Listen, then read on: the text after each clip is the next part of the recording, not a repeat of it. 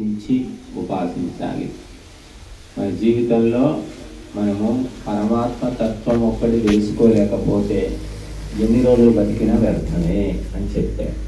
అందుకే మహామంత్రము గాయత్రి మంత్రము కూడా మనకు మహర్షులు ఉపదేశించారు.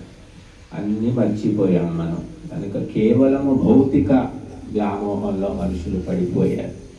కనుక భగవంతుడు సమస్త ఐశ్వర్యాలు ఇచ్చినప్పటికీ కూడా భగవంతుడిని తలిచేవాడు లేదు. తల్లిదండ్రులు ఎన్నో ఆస్తులు ఇస్తారు, కానీ ఎవడు తల్లిదండ్రుల్ని తలుచుకునేవాడు ఎవడు కనిపించట్లేదు. మనకు ఇంకా ఇవ్వలేదని అనేవాళ్ళు ఉంటారు తప్ప ఇచ్చావు, బాగా ఇచ్చావు, చాలా ఇచ్చావు అనేవాడు ఎవడు కనిపించట్లేదు. అలాగా భగవంతుడు కూడా మనకు అన్నీ ఇచ్చినప్పటికీ కూడా బుద్ధి లేకపోవడం వల్ల వాటిని సదుపయోగం చేసుకోవట్లేదు.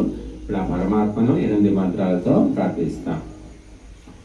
ఓం విశ్వాని దేవ సవిత దురితాని పరాసువ యద్భద్రం తన్న ఆసువ.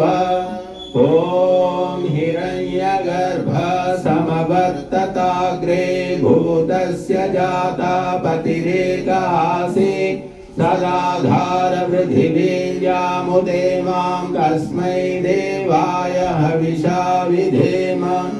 ఓం యాత్మదా బలదా యస్య విశ్వ ఉపాసతే ప్రశిషం యస్య దేవాః యస్య ఛాయామృతం యస్య మృత్యుః కస్మై దేవాయ హవిషా విధేమ.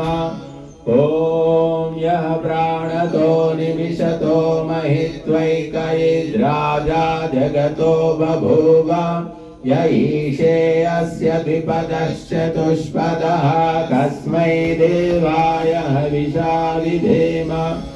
ఓం येन द्यौरुग्रा पृथिवी च दृढा येन स्वसभितं येन नाकः यो अन्तरिक्षे रजसो विमानः कस्मै देवाय हविषा विधेम. ओम प्रजापतेन त्वदेतान्यन्यो विश्वा जातानि परिता बभूव यत्कामास्ते जुहुमस्तन्नो अस्तु वयं स्याम पतयोरयीनाम्. ओम सनो बन्धुर्जनिता सविधाता धामानि वेद भुवनानि विश्वा यत्र देवामृतमानशाना श्रुतीये धामन्नद्यैरयन्त.